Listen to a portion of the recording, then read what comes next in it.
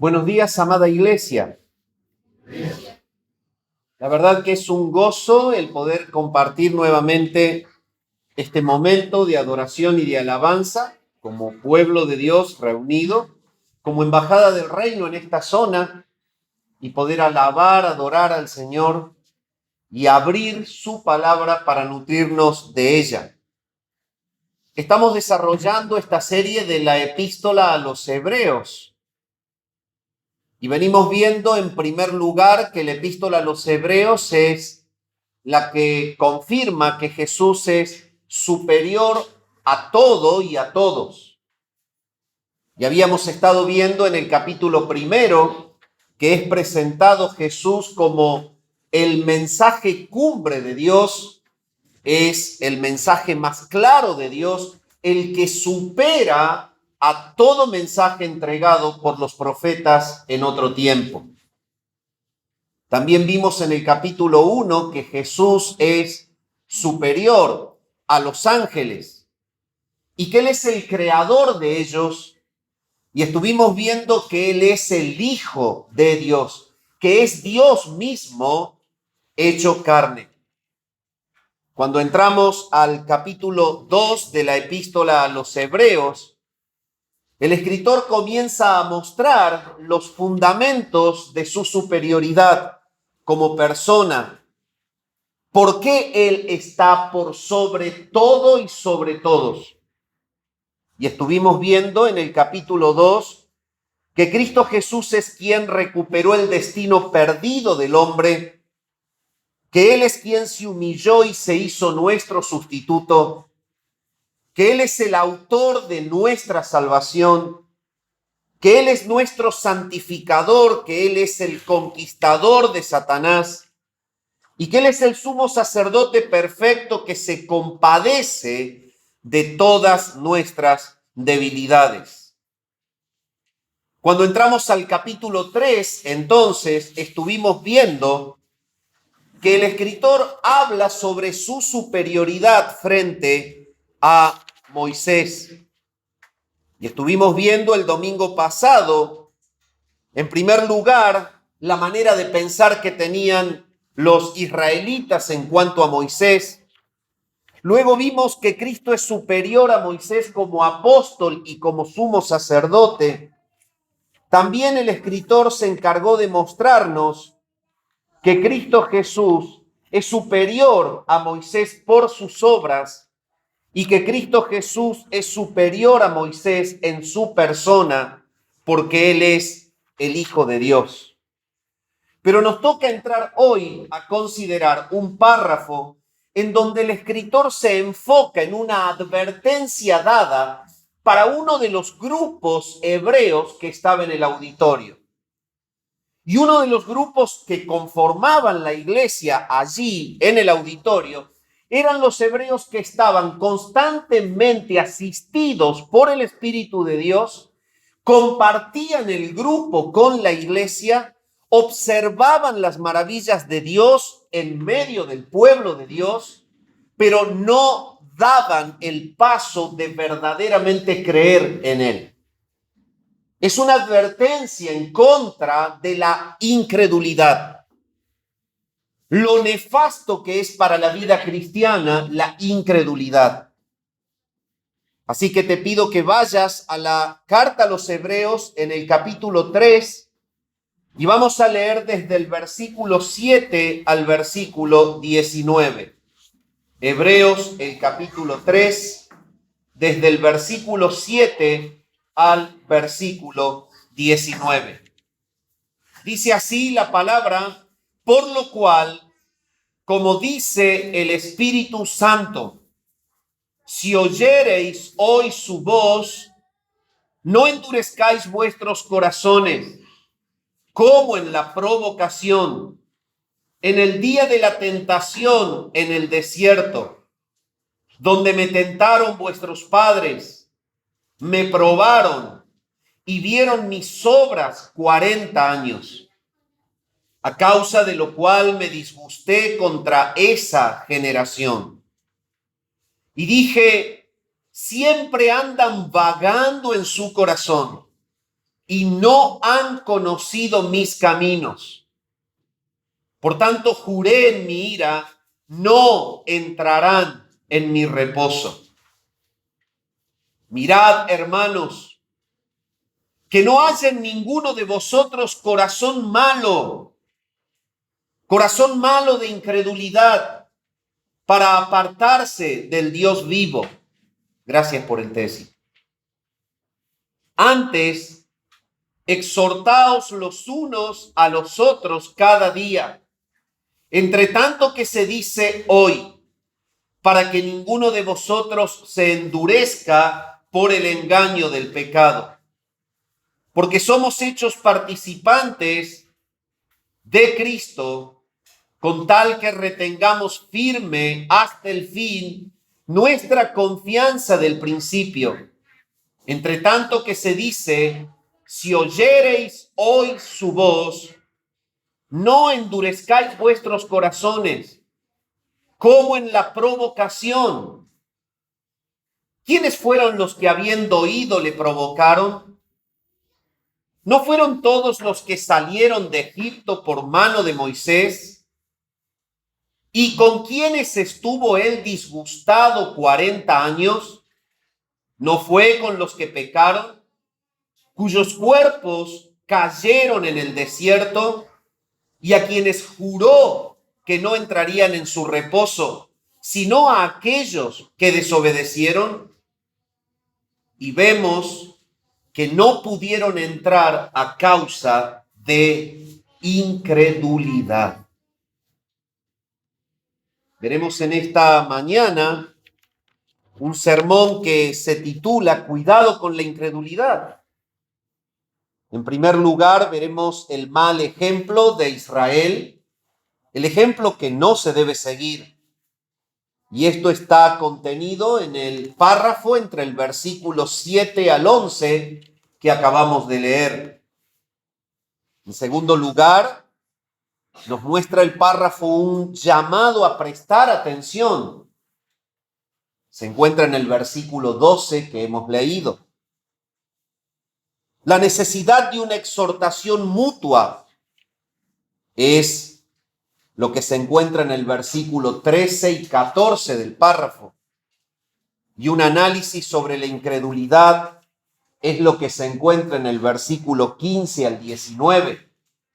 No obstante, avanzaremos y podremos quizás desdoblarlo en 2 domingos. En primer lugar, el mal ejemplo de Israel.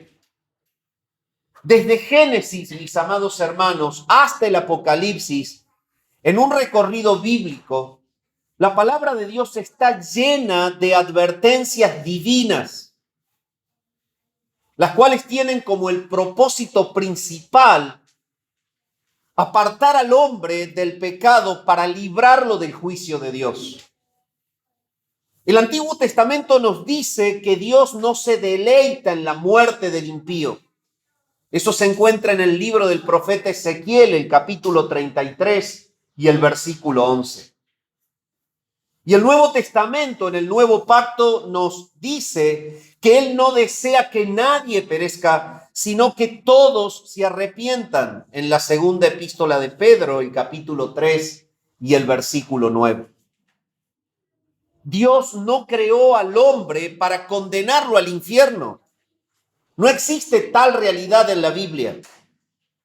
Y a lo largo de toda su palabra, Él le advierte continuamente de los peligros y de la pena que trae la práctica del pecado.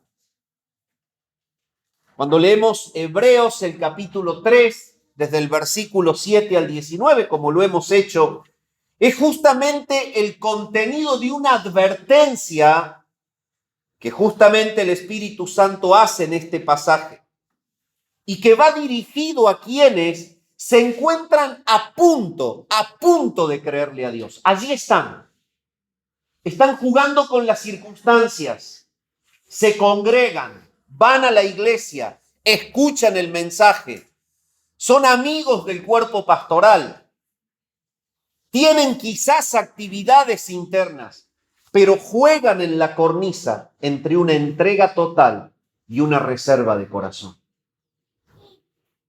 Ese es el problema que presenta aquí la epístola a los Hebreos. Muchas personas aceptan el evangelio de una manera intelectual. Eso está de moda hoy. Es mejor cristiano el que más claro tiene la teología. Quien tiene una biblioteca más grande en cantidad de libros es mejor visto que el que no los tiene. Y en realidad no estoy diciendo que sea malo tener una biblioteca de libros y mucho menos no leerlos. Lo triste es tenerlos simplemente para coleccionarlos. Es hermoso el estudio, es hermoso leerlo, es necesario capacitarse, pero no es la esencia de la vida cristiana. La creencia intelectual que tenían ellos hacía que ellos estuvieran en la cornisa, pero que nunca se rindiesen a aquel de quien el evangelio habla. Comprendían intelectualmente todo el mensaje, pero estaban distantes de corazón a una entrega total a la persona que exalta el mensaje que conocían. Por ende, no se arrepentían de sus pecados, no se volvían al Señor de todo su corazón, no lo hacían. Aceptándole como Señor y Salvador, no. Oían hablar de Él, pero estaban aferrados a la estructura de la ley mosaica y de la religión judía. A Dios nunca se le hace un favor, ni tampoco es de beneficio para nosotros cuando gustamos, cuando admiramos y cuando alabamos su evangelio, sin aceptarlo ni obedecerlo. No sirve de nada.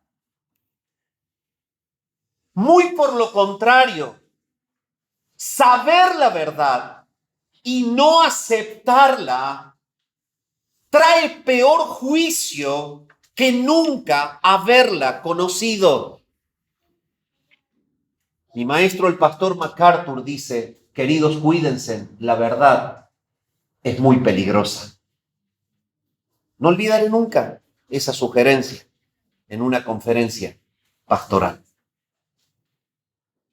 La advertencia en este pasaje va dirigida para quienes conocen el evangelio y afirman su verdad, pero por su fuerte amor al pecado, por su temor a la persecución o a cualquier otra situación que les quitase el sentimiento de estabilidad y de comodidad, no se han entregado a la verdad, que saben que es real.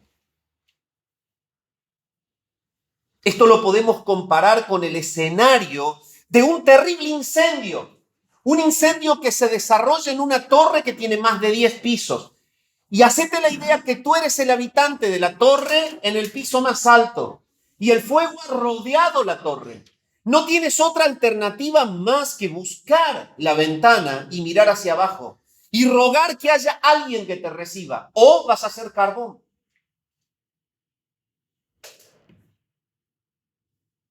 Lo que el escritor está hablando a los hebreos es totalmente comparable con esta situación. Tú te asomas a la ventana, es tu vida la que está en juego, el fuego sobre tus espaldas, los gritos, la desesperación, el humo, la incapacidad respiratoria y ver la muerte tan cerca y una cama elástica con los rescatistas abajo, a 10 pisos, 30 metros para abajo. Lo único que te queda es saltar. Tú sabes que se juega tu vida, tú sabes que está la cama elástica, pero te quedas y dejas que el fuego te queme.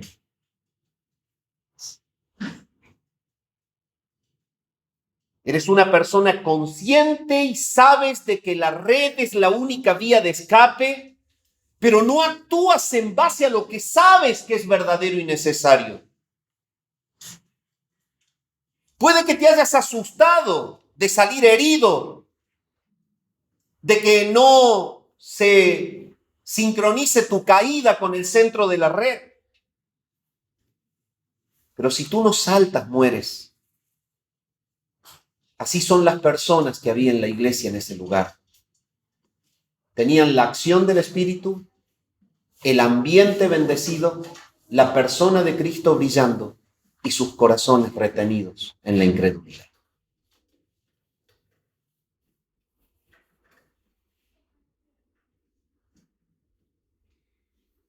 El escritor de esta carta es impulsado por el Espíritu Santo a escribirles a los compatriotas hebreos, pues ellos han oído el Evangelio y muchos de ellos por boca de los apóstoles, pero no se deciden aceptar a Jesús. Al parecer, algunos en esa iglesia habían confesado creer, pero estaban manifestando con sus vidas la ausencia del resultado de esa fe. Comenzaron a retractarse, a volverse para atrás. Frente a las amenazas y a las persecuciones, ya incorporaban la posibilidad de volver hacia Egipto a comer los banquetes de la ley. Frente a la ridiculización de sus amigos y de las frecuentes persecuciones de sus enemigos, ellos comenzaron a flaquear y a dudar. No estaban dispuestos a entregarse completamente a Jesús y por consecuencia se hicieron apóstatas de la fe. Sabiendo la verdad, le dieron vuelta a las espaldas voluntariamente e intencionalmente a Jesús. Cuando tú escuchas esto puedes decir, bárbaro, pero esto no me corresponde. Es para el ambiente de los hebreos que estuvieron una vez iluminados y que gustaron del don celestial, pero nunca dieron el paso de entregarse de corazón. Entonces puedes sentirte tentado en esta mañana a excluirte de la advertencia. Sin embargo, el Nuevo Testamento repetidamente a los verdaderos hijos de Dios les pide que se libren de la incredulidad y que se cuiden de no creer.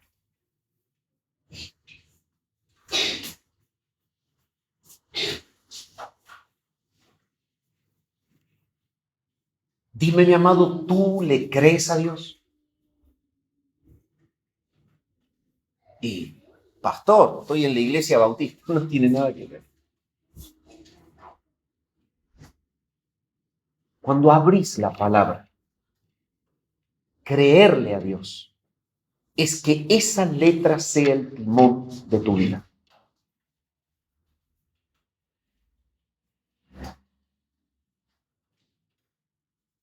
En tanto y en cuanto esa letra no es el timón de tu vida, tú dices que le crees, pero seleccionas qué es lo que le crees. Esto sí, esto no, esto sí, esto no. Somos llamados esta mañana a entender que nuestro vínculo con Dios es la fe en Él.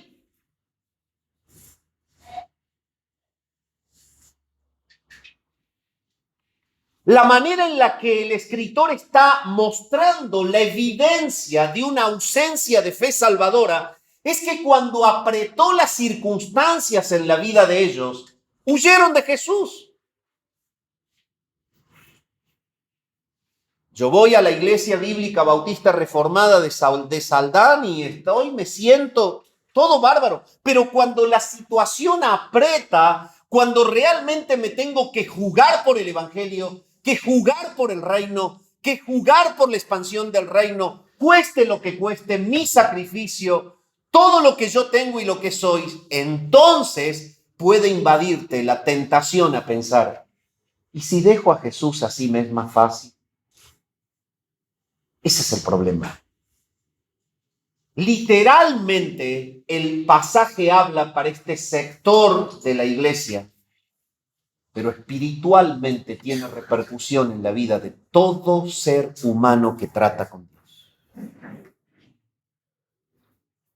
Yo estoy mientras que me sea cómodo, pero logro pensar apartarme cuando las cosas no salen bien, cuando soy llevado a una situación de incomodidad personal. Este es el mal ejemplo, justamente, de Israel. Cuando avanzamos en el capítulo 3, desde el versículo 7 al 11, esta situación de ellos es comparada con un ejemplo que no es digno de seguir. Y este es el ejemplo del Israel, tal como lo dice el versículo 7, que por causa de su incredulidad ellos no pudieron entrar en el reposo. Y como ilustración inicial para su mensaje, el escritor a los hebreos presenta el ejemplo malo de ese pueblo rebelde. Cita el autor el párrafo que va desde el versículo 7 al 11, lo que ellos conocen de las Escrituras, los lleva a las Escrituras y los vuelve a las Escrituras del antiguo pacto que estaban en el libro de los Salmos. Salmos 95, del 7 al 11, es una copia exacta del párrafo. Lo único que hace el escritor es llevar a los hebreos a lo que conocen del antiguo pacto, para mostrarles que aún en las amarras que ellos tienen de las escrituras de la ley, allí son condenados y juzgados por su incredulidad. Los pasa por David para que entiendan que ni aún ellos, queriendo sujetarse a los fundamentos del antiguo pacto, son pasibles del juicio de Dios, porque ni siquiera creen a lo que David dijo en los Salmos. Lo utiliza como una ilustración para el sermón que les está dando. Este salmo se escribió en el tiempo de David, aproximadamente en el 1000 antes de Cristo. Pero ese salmo hacía referencia a lo ocurrido aproximadamente 450 años antes con Moisés. Y este pasaje es un pasaje conmovedor, que es el ejemplo del problema que enfrentaban ellos. Muchos judíos que se llamaban cristianos en los tiempos de la iglesia primitiva. Este pasaje graficaba perfectamente lo ocurrido con los judíos, quienes desobedecieron y rechazaron a Dios en la peregrinación del Éxodo en el desierto.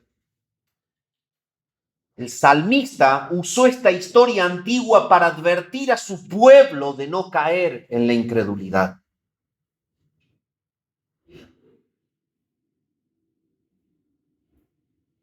Mil años después de David, 1000 años después, fue que el escritor a los hebreos recibe del Espíritu Santo la misma porción.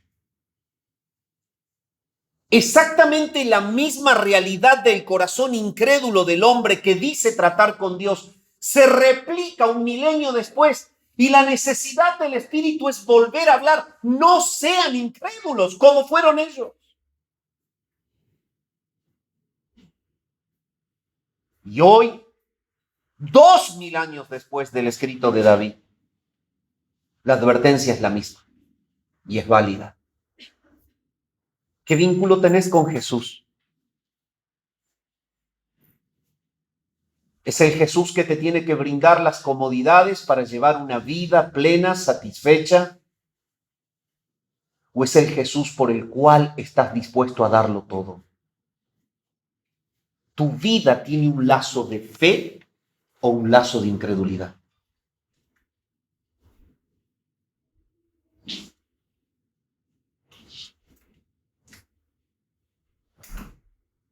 El escritor a los hebreos, guiado por el Espíritu Santo, les dice a algunos de ellos, no todos eran así, les dice a algunos de ellos que están al borde de la decisión, pero que no se han comprometido nunca.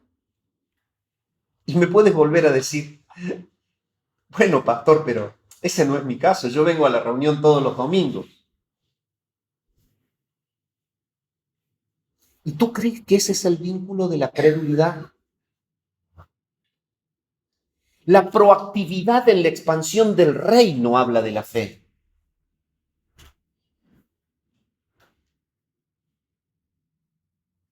Si tú eres un cristiano de domingo, Como se dice en el ambiente cristiano, y sin querer atacar a nadie, es una frase muy de las iglesias, un calientabanco. Eso no justifica que tu relación con Dios sea la fe. Eso más bien justifica que se busca usar a Dios para algún tipo de satisfacción espiritual, emocional. Termina el domingo y mi vida es la mía, Dios queda en el templo. Lo vuelvo a ver el domingo que viene. Tu proactividad en la expansión del reino, tus horas de oración, tus horas de lectura, tu llamado a los hermanos, el decir lo que tengo es de Dios, no es mío. Eso es lo que justifica que Jesús sea verdaderamente tu Señor y que tú vivas una vida de fe. El proyectar el evangelio, el golpear una puerta, el invitar a un grupo pequeño, a alguien, para hablarle de Jesús. La proactividad en el reino es lo que justifica la fe. El problema de la iglesia hebrea era que había gente metida dentro que tenía el aspecto exterior exacto de un cristiano espiritual, pero tenían un corazón distante. Las escrituras no eran el patrón que guiaba sus vidas. Eso es incredulidad. No era el hecho de decir, yo no creo en Dios. Lo que la persona piensa de la incredulidad es, yo no creo en Dios. Todo el mundo cree que hay un Dios.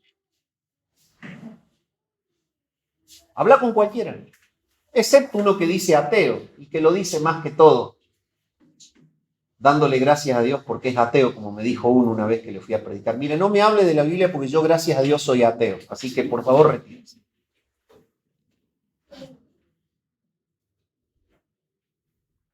¿Sabe una cosa, mi amado? Toda persona dice creer en alguien superior. Y ese no es el verdadero ser humano que vive por fe. Y por la fe. Y que le crean.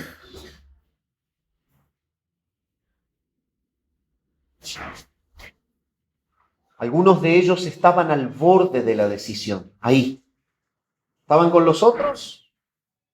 Pero cuando la situación apretaba, si no tengo algo que sacar del grupo, si Dios no me favorece en algo, no es tan interesante seguir a Jesús.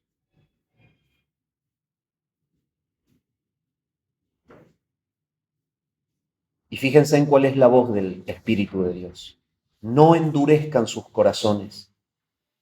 Oigan y hagan hoy lo que Dios quiere. No copien el modelo del Israel antiguo, que aún después de haber visto la prueba del poder de Dios y su cuidado por 40 años, aún siguieron sin creer en Él. Estaban congregados, pero fuera de la fe. No hagan eso.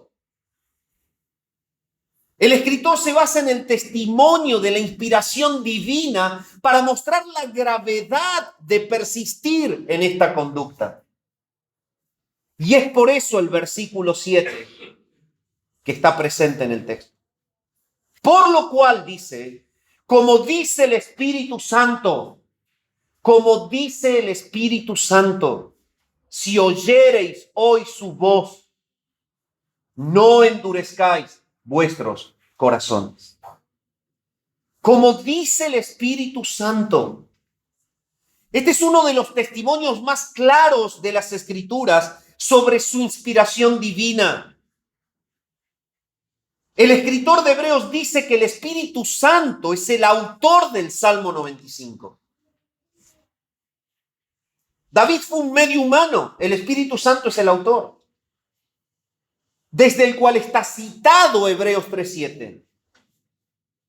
La inspiración es del Espíritu Santo hablando por medio de las mentes humanas que Dios usa. Y esto quiere decir que David no estaba declarando su propia opinión. Tampoco había escogido hablar por sus propias palabras. Cuando escribió estas cosas, era el Espíritu Santo quien hablaba.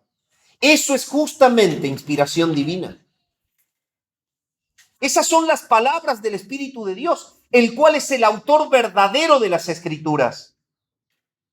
Porque nunca la profecía fue traída por voluntad humana, sino que los santos hombres de Dios hablaron siendo inspirados por el Espíritu Santo. Segunda Pedro 1:21. El Espíritu Santo participó al momento de escribir cada palabra de la Biblia. Y por esa razón es un pecado mayor y es calificado como herejía negar la inspiración verbal y absoluta de todas las Escrituras. Pero usted se da cuenta hacia dónde va el autor.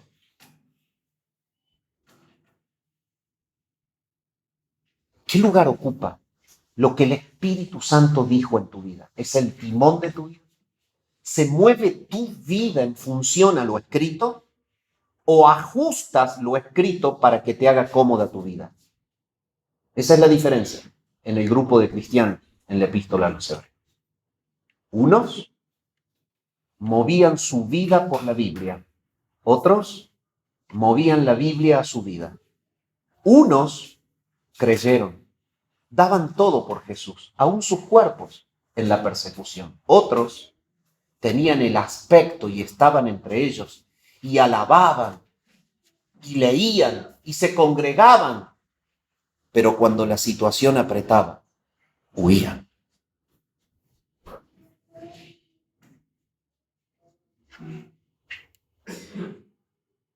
El Espíritu Santo se encargó de cada palabra que nos lleva hoy o nos llega hoy.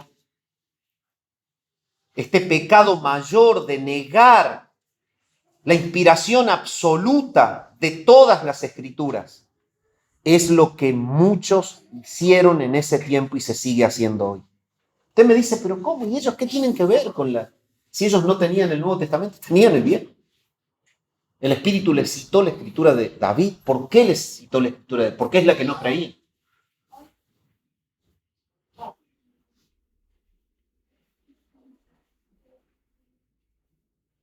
Dios fue quien originó los autógrafos. Los primeros ejemplares en cada una de sus palabras tienen un autor, es Dios. La advertencia del Salmo expresa algo. Si oyereis hoy su voz. No es la voz del pastor, no es la voz de David. Eso es lo que está diciendo con ímpetu el párrafo. Es que es la voz del Espíritu de Dios la que está registrada en la palabra. Y eso es lo que determina tu vínculo con Él como autoridad definitiva sobre tu vida. Y a eso se le llama credulidad. Credulidad no es venir a la iglesia. Credulidad es cuánto de tu vida comanda la autoridad soberana de las Escrituras.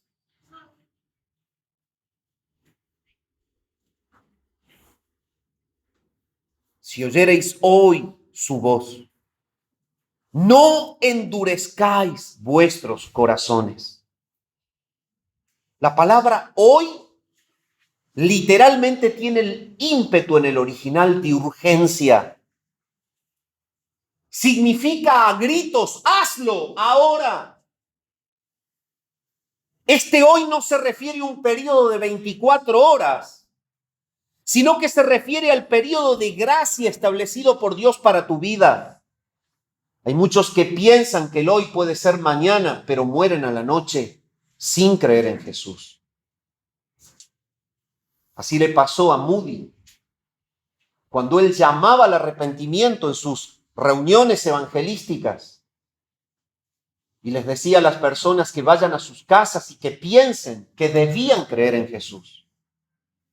Pero resulta ser que en la zona donde él vivía, en los Estados Unidos, al terminar la reunión pocas horas después, se desató un incendio y la mayoría de los que había escuchado esa advertencia no llegaron al domingo siguiente.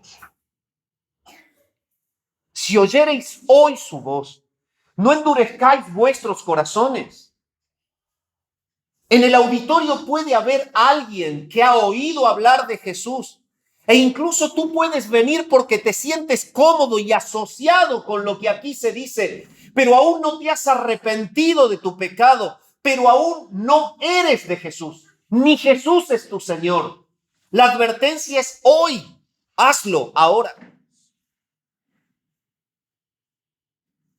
Si usted conoce la verdad de Jesucristo, si conoce el Evangelio de Jesucristo, no haga lo que hizo Israel cuando conoció la verdad de Dios y vio su revelación, pero no creyó. Es muy necio y peligroso endurecer el corazón. Nunca sabe usted cuánto tiempo tendrá para decidir. Porque dice la palabra, en tiempo aceptable te he oído y en día de salvación te he socorrido. He aquí ahora el tiempo aceptable, he aquí ahora el día de salvación. Pablo le escribe a los Corintios y le advierte esto en el capítulo 6 y el versículo 2. Escuchar a Dios y obedecerle es asunto de tu voluntad. Dios está hablándote y diciéndote, pide perdón, arrepiéntete. Él manda a todos los hombres, Él manda a todos los hombres en todo lugar que se arrepientan. Y tú puedes decir, pero eso es solo para los que no le tienen. Sí, es para los que no le tienen. Pero mi amado hermano, si tú vives un cristianismo a medias, con una supuesta poca fe, usando de la Biblia algún párrafo, alguna doctrina que te cae cómoda, otra enseñanza y otro requerimiento, lo excluyes. El Señor te llama hoy a arrepentirte de ese pecado. Eso es incredulidad dentro de la credulidad.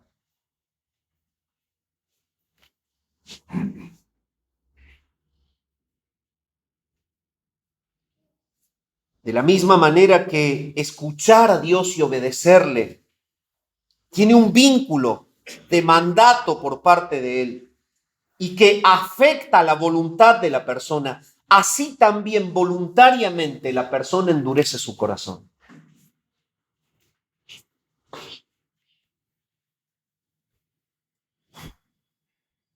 Es algo similar a la insensibilidad que le provoca a una persona cuando se quema la piel.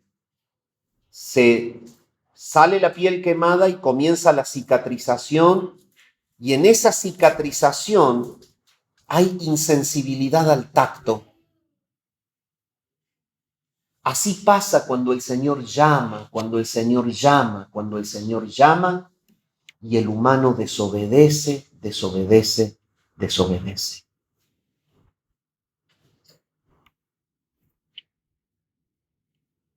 ¿Sientes la carga del pecado? ¿Verdaderamente te percibes fuera del reino? Cristo no es tu Señor, no es tu Salvador.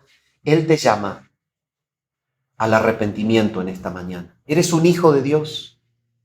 ¿Vives en el camino de una credulidad a medias? Arrepiéntete en esta mañana.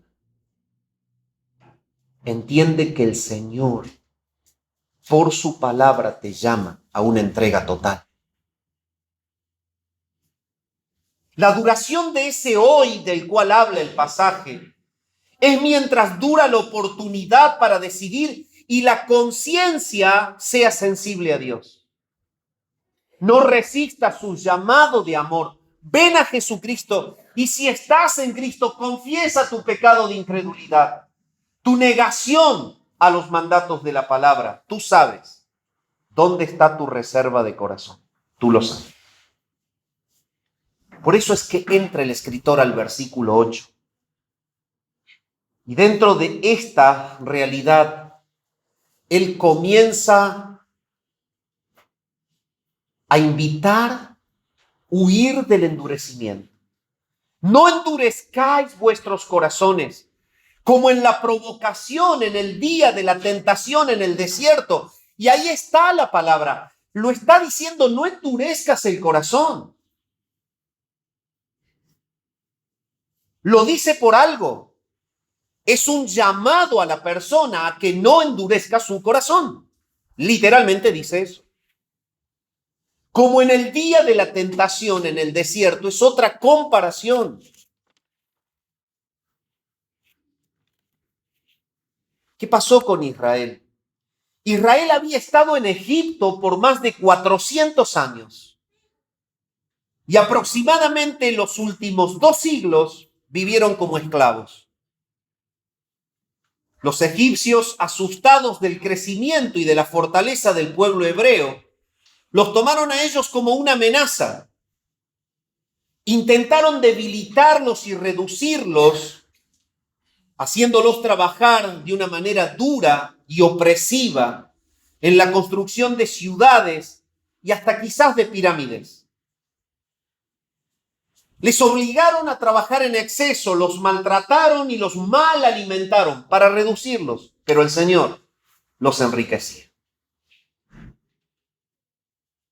Dios, para castigar la opresión de los egipcios sobre su pueblo, afligió con una serie de 10 plagas a Egipto.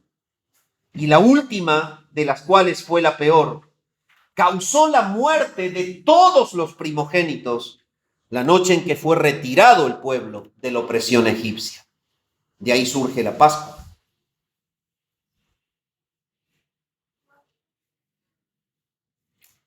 Cuando ellos llegan al Mar Rojo después de haber salido, el faraón cambia de parecer y movió las tropas para buscarlos y forzarlos a volver a la opresión para que le sigan sirviendo.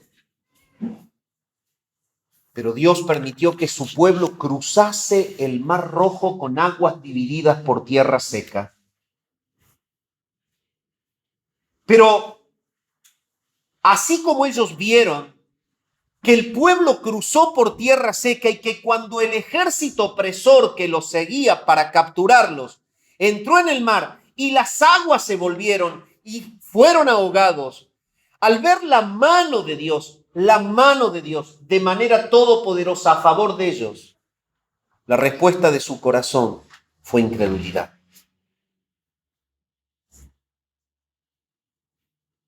Después que llegaron a la tentación en el desierto, Dios los continuó bendiciéndolos con milagros y guiando su viaje con columnas de nube y de fuego, mostrando su poder y su gloria de la misma manera en que abrió el mar. Pero repetitivamente siguieron fabricando respuestas de incredulidad.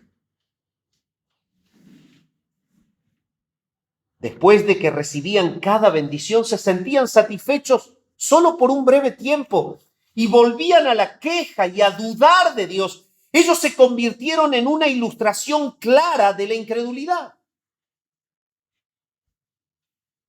Frente a la evidente presencia de Dios, dudaban.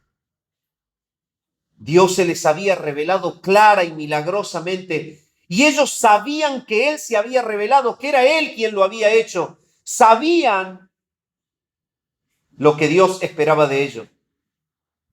Sin embargo, dudaban.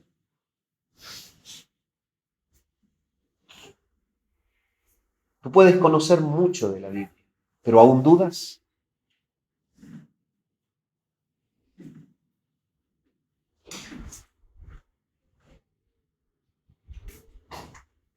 Los israelitas no se habían entregado a Él en una fe verdadera. Como resultado tuvieron que andar y andar, que es lo que dice la palabra, y andar en círculos, vagando en una superficie geográfica pequeña que se recorre en días, 40 años, en una tierra estéril, desolada y opresiva. Amado hermano, nunca la incredulidad termina bien. Puede ser que no sea en esta etapa, puede ser que sea en la década siguiente. Nunca terminará bien la incredulidad en tu vida. Dios siempre juzga la incredulidad. El justo vive por fe. También Pablo dice para fe.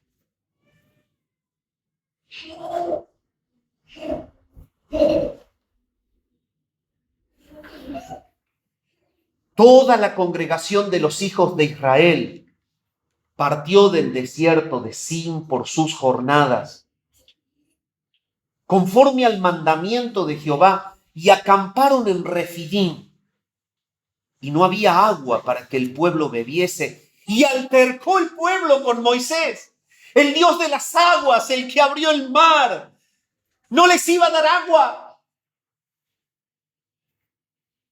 Cuando las situaciones de la vida presionan, parece que si las herramientas humanas no funcionan, el mundo se te viene abajo. ¿Dónde está tu Dios? ¿Tú vives la fe? ¿Eres crédulo?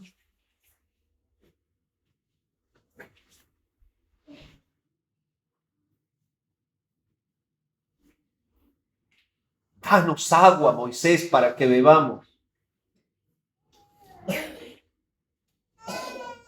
Y Moisés le dijo, ¿por qué altercáis conmigo?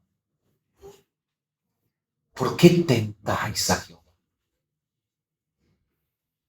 Éxodo 17, 1.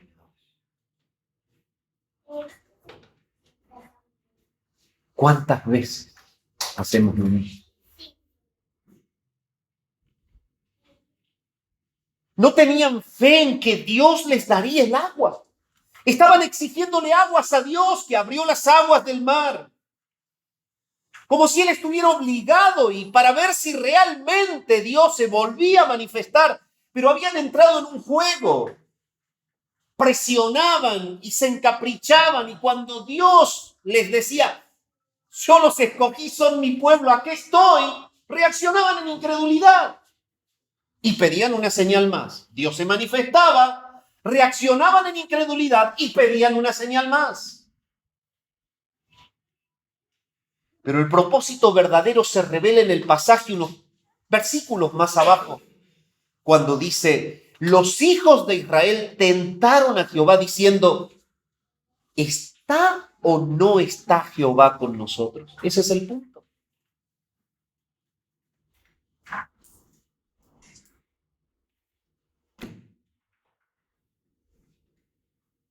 ¿A vos te parece que cabe esto? Unos días antes se abrió el mar, se ahogó un ejército de la potencia mundial, bélica de la época. ¿Está Dios con nosotros? Es un llamado a la fe a los que no aceptan a Jesús, pero quiero decirte algo. ¿Cuántas mañanas te levantas diciendo, el Señor está en mi problema? No tenían fe ellos de que Dios estaba con ellos. Dios les había estado proveyendo de todo en todo tiempo. Y ellos tenían evidencia de esto. Tenían evidencias de su poder, de su cuidado y de su presencia, pero no ponían su confianza completa en Dios. De modo que seguían diciendo, Dios, haz esta obra, haz otra cosa más para que nosotros sepamos que eres real. Miren, el corazón incrédulo entra en este ciclo. Dios hace, lo ven, no le creen. Vuelve a hacer, lo ven y no le creen. No seamos como este pueblo, dice el escritor. No inventen excusas para no creer. No endurezcan sus corazones a Dios como lo hicieron ellos, o perderán su oportunidad como les pasó a ellos. Nada más o es más ilógico y racional que la incredulidad, puesto que se rehúsa a aceptar las evidencias más impactantes de la manifestación de Dios, simplemente porque la incredulidad no quiere creer, no quiere creer, no quiere creer. Es tremendo este paso. Y es actual. Y es para todos los que estamos aquí. Así lo afirmó el Señor en la parábola del hombre rico, cuando dice, si no oyen a Moisés y a los profetas, tampoco se persuadirán, aunque alguno se levante de los muertos. El incrédulo puede tener el mensaje y al no creerlo, tampoco lo persuadirá ver un pariente que enterró hace 40 años y se para en la puerta y le dice, vení que te doy un abrazo, estoy de vuelta en la vida. Tampoco creen. Tampoco creen. No se persuadirán si alguno se levantase de los muertos. Pero por otro lado, quien quiere creer, confía en Dios.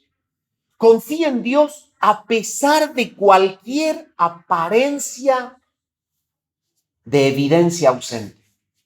La situación que se destruye en tu vida, las complicaciones que parecen no tener solución, los problemas que te ahogan y parecería que Dios guarda silencio, pero el corazón que cree se aferra. Y el que no cree, por más evidencias y bendiciones, siempre genera una nueva duda. Dime, ¿cuál es tu corazón en esta mañana?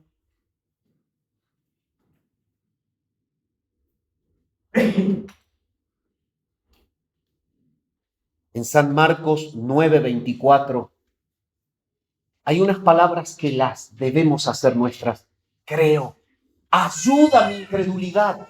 Ayuda mi incredulidad. Los discípulos del Señor le seguían.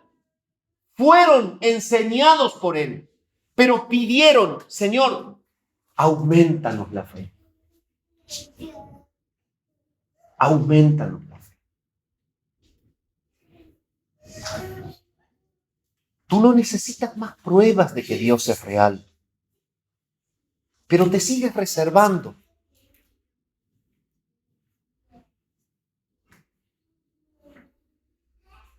Es hasta acá, Señor. De acá para allá es mío. ¿Incredulidad?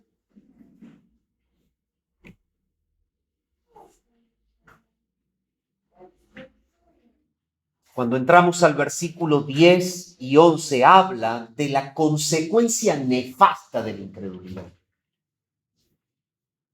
Yo te invito a que lo revises, el versículo 10 y 11. A causa de lo cual me disgusté contra esta generación.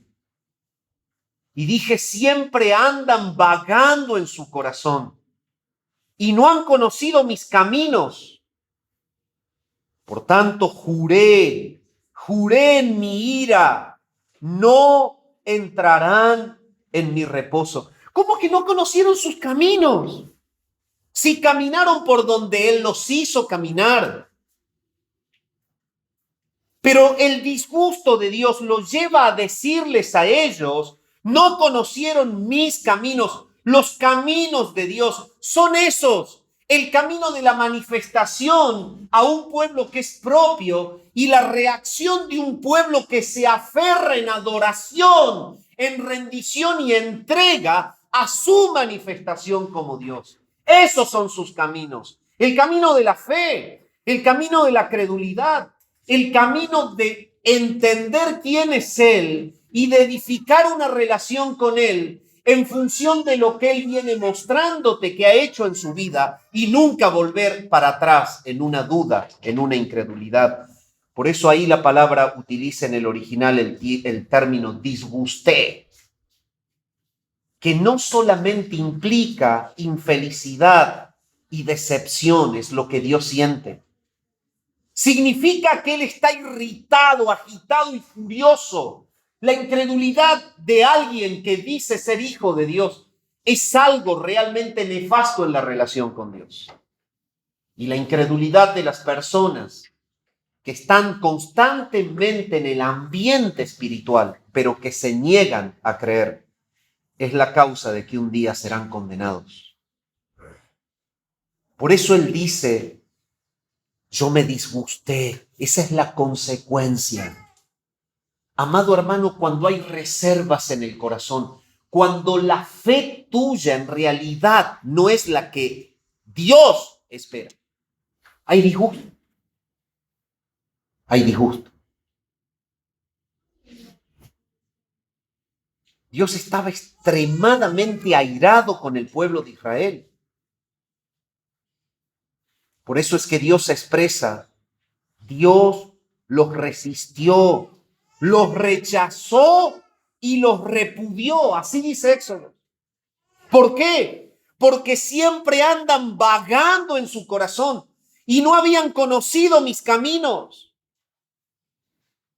Cuando Israel se acercó a la tierra prometida, Dios les ordenó enviar 12 espías para inspeccionar la tierra.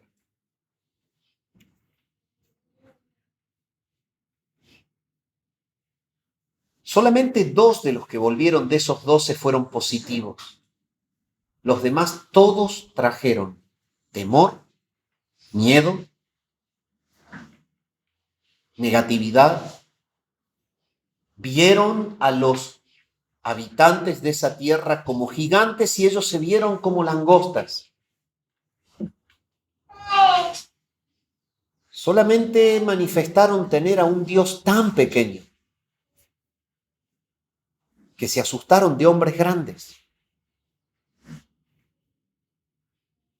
Fueron incrédulos. Y cuando ellos llegaron a la puerta de Cades Barnea, a la tierra prometida, y reaccionaron en incredulidad, y la incredulidad fue volver a desconfiar de Dios. Vieron un hombre que puede haber medido 3 metros. Su Dios era más pequeño que ese. ¿Cuál fue el resultado? Vagaron hasta que murió el último de esa generación, para ser trasladado luego todo el pueblo nuevo en manos del sucesor de Moisés, llamado Josué, quien a la vera del Jordán, mirando hacia Jericó, comenzó la época de la conquista. No pudieron entrar los que dudaron.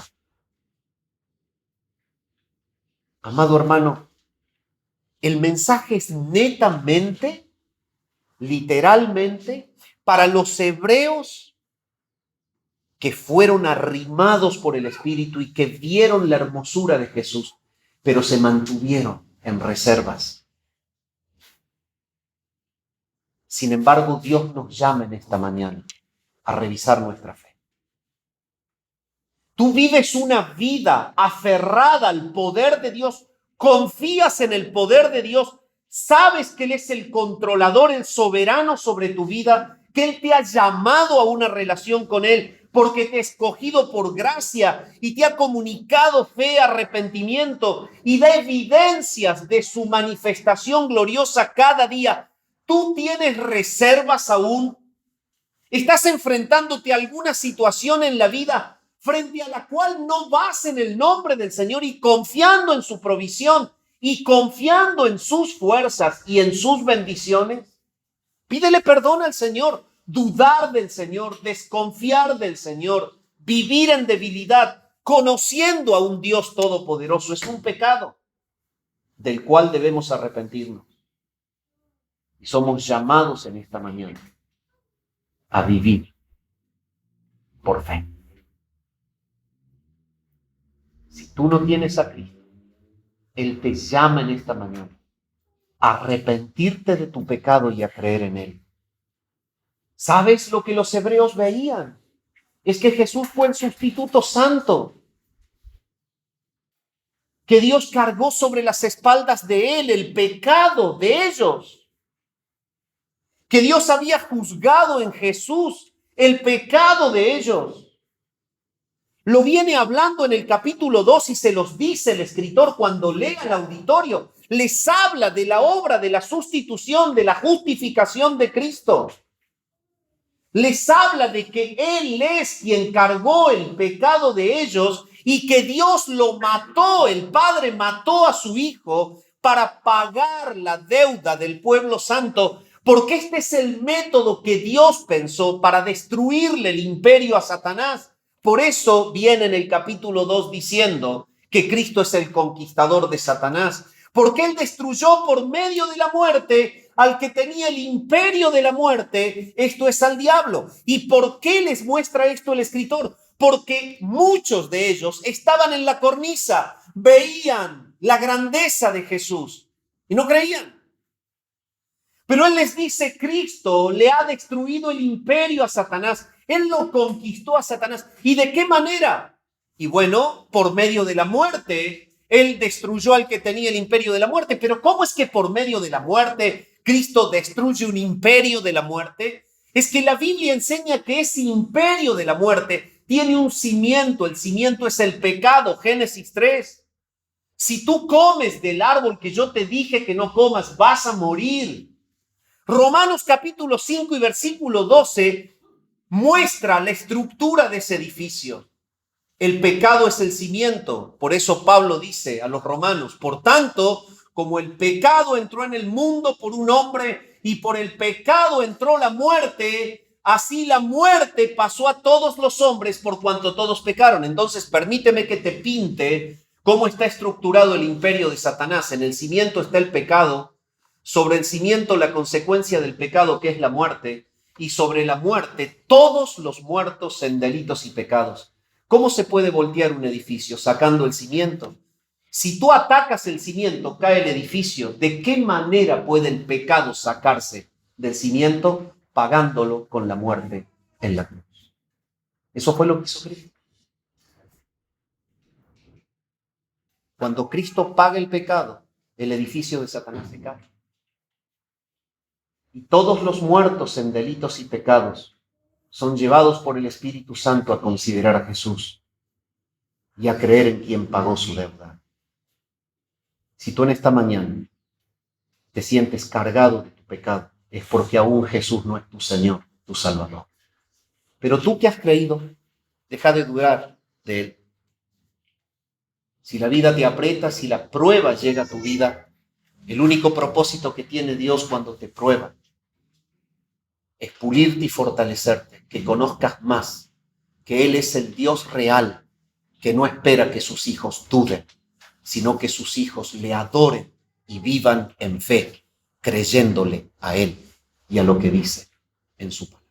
Padre, gracias por tu palabra en esta mañana. Gracias por poder avanzar en esta epístola a los Hebreos. Señor, clamamos que tú ayudes a nuestra incredulidad. Aumentanos la fe. Señor, queremos disfrutar, vivir una vida de plena confianza y total dependencia tuya.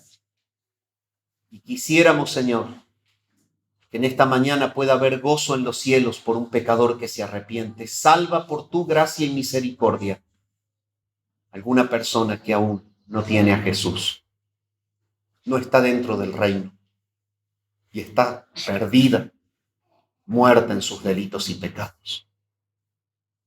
Que pueda ver la hermosura de Jesús y creer en Él para vida eterna. Oramos al Padre en el nombre de Jesús. Amén.